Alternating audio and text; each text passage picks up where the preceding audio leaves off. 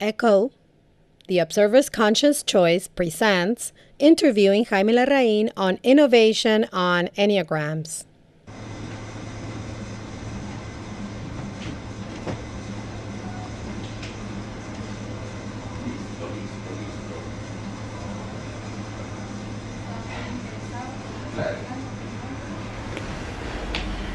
Can you tell us about your new statements regarding Enneagrams? They're very stressing and concerning. I think people will get angry with me because I am changing everything. I'm changing capital sins, I'm changing triads, I'm changing everything. But I would like to clear out that I'm not changing definitions, I'm not changing typologies, so that all of the enneatypes according with their characteristics are still maintained. I am systematizing somehow the topic of emotions, sins, and triads in such a way so that we don't make mistakes. For example, one possible mistake is that when we talk about the fourth enneatype, we talk about that it's envy. Nevertheless, envy has two components. It has a component of anger and sadness.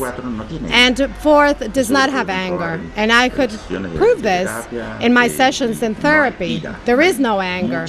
There's a lot of sadness, but there is no anger. So somehow this does not fit that envy would characterize this enneatype. So I started to revise what happened with all of the enneatypes, and I realized that the triad of the feelings in relation to what Palmer stated is not an emotion, but the triad that involves fear, anger is.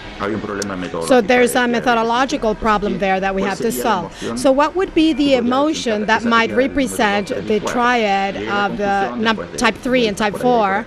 And after analyzing this, I came to the conclusion that it was sadness.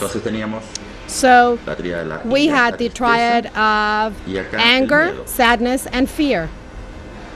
And that somehow I started to have a doubt about the sixth enneatype, which is the most difficult enneatype that has given me problems. And even though I realized this Woody Allen thing about the character who had contradictions and he refuting himself constantly, I also felt that he had a tendency to be paranoid, without being clinically paranoid, of course. So I started to cross Plutchik's emotions, to use that concept of Polaroid emotions, being clinically paranoid. So what I did is I started to cross these emotions in relation to Plutchik's concept of extreme opposites in terms of sadness and happiness and anger and acceptance as the most important things. And then I realized that it could be a circle in which you could have the three triads, which are anger, sadness, and the one in the middle, which is equivalent to 5, 6, and 7 in the Enneagram. And the mixture of these two emotions, as Plutchik suggests, is envy. So somehow I feel that there's sadness, anger, and envy. But then where's fear?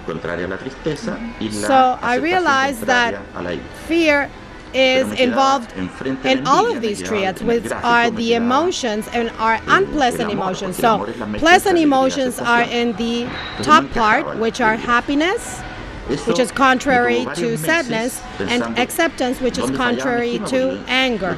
But then I was looking at envy, and envy is left out. And then love is a mixture between acceptance and happiness. So somehow this does not fit. So for several months, I was thinking about where was my scheme failing, because what I was trying to create was to create some sort of a theory. And in relation to that Ken Wilber's theory of unifying things, so I realized that it is actually fear is what invades these three triads. And what is fear? Fear is an emotion which is a precautionary emotion in which you don't want to suffer what you suffered when you were a child. And that sort of suffering and pains, what I call, are 6. I typified the 6 most crucial pains that a child can suffer. For example, losing someone, abandonment when someone leaves, rejection when you don't like, when your parents don't like you and they somehow reject you with their attitude, with their looks, abuse, which might be physical, sexual, psychological, abuse that is felt by Enneatype number 5, in which he feels invaded. This is also an abuse. The other terrible pain that we have is punishment. And the last one, comparison. When you are being compared to your brother, to your neighbor. And to avoid this repetition of pain, we construct our ego. We construct our personality so that we can defend ourselves from this happening again. What I could do is to typify the 9 fears that characterize each one of the Enneatypes. And they also characterize the triads with their emotions. And I realized that fear has its origin in attachment. It's an attachment to a suffering from the past, and if I can get rid of that attachment, then I can live in the present without suffering that from the past. And if I am not attached to my expectations of the future, then I can also live in the present. In terms of passions and sins, and in relation to these emotions, what can you tell us? Well, basically, yes, things change and sins change as well. Now, the sins per se are not very important because this is just branding. As long as we don't change the characteristics that are found in each Enneatype, which I maintain, of course, but I totally agree with, and I know they're worked in detail, they can lead us to confusions, though. For example, when we talk about Enneatype 4 and the capital sin envy, which is the mixture of anger and sadness, we would not be deviating ourselves from understanding the Enneatype 4 in its sadness. Now, in terms of the 6th Enneatype, which is one of the difficult Enneatypes, it is also typified as fear, and this is not a capital sin because there are 7 capital sins and we have 9 here. I think somebody talked about 9 sins. I think it was Oscar Echazo, but I'm not sure. Anyways, to maintain fear at this point, what we're doing is we are skipping the character, the moving character, or the shifting of movement between anger and sadness, because this is in the middle. So anger and sadness provide envy. It's not the envy of being envious of having what somebody else has, as it has been defined before, but it's the movement and the change between 2 emotions, which is an active one and a passive one, an active one being anger and a passive one being sadness. And this coming and going is where 6 has problems, and he theorizes and he creates scenarios so he can understand life. And in terms of attachment to this great doubt is what produces fear. Fear that characterizes number 6, which is typified in the fear of authority. So the whole circle starts to change, the circle of passions or sins, because, for example, sometimes 9, we have said that 4 corresponds to sloth. When he connects to himself, then 9, what would be 9 then? And probably it's probably shame, because the shame of not knowing who he is, of not accepting himself and not being able to express himself. And in number 8, lust is okay. 8 is characterized by lust, but I believe that basically it's anger what best represents 8. And also arrogance, what represents 1. Maintaining pride in number 2, gluttony in 7, in 5, avarice, which is okay, perfect. But then the scenario changes. And all of this scenario is not about changing names. It's so that we are not misled and we don't make mistakes when we talk about developing conscience in therapy. Finally, If we go back to the origins of Enneagrams and we talk about the essence of its functionalities, which deals with personal growth, what is the value that you can say about these new findings or these new discoveries that you have made? Now, in relation to the usefulness of Enneagrams, apart from understanding the typologies of personalities, I think that the main contribution is in terms of developing conscience. So in this graph that I was explaining to you, when I discovered that it's the attachment what generates this anticipatory fear of not being able to fear again, and this is what causes all of this issue, which makes us construct an ego to defend ourselves, to be able to wear some sort of clothing so people don't see us the way we are. In that sense,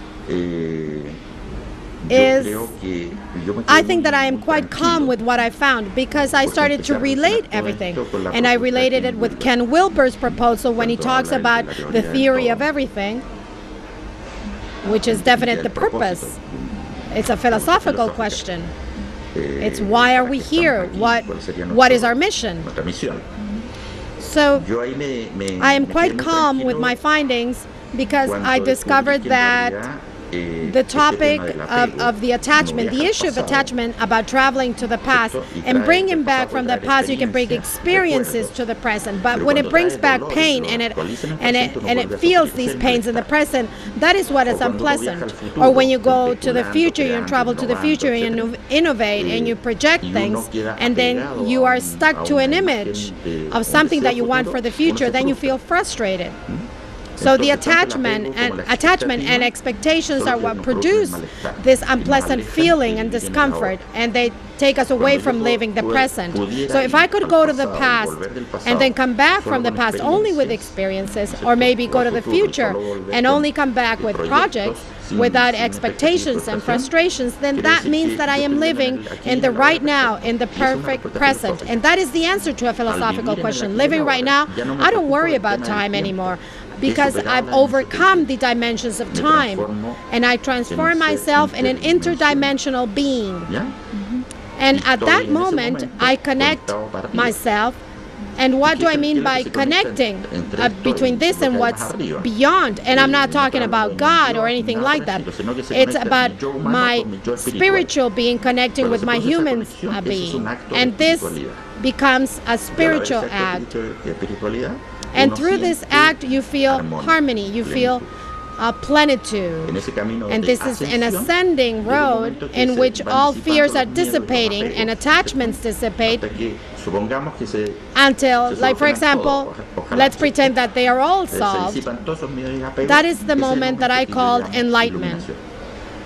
So therefore, everybody is going to be enlightened along this path according to his or her enneatype, as Jesus is 9 and Buddha is 5, Osho is 7. Everybody has their own way and their own way to enlightenment. And that makes me very happy, because not having external models is always good, because the master is inside, not outside. It's about making your way easy.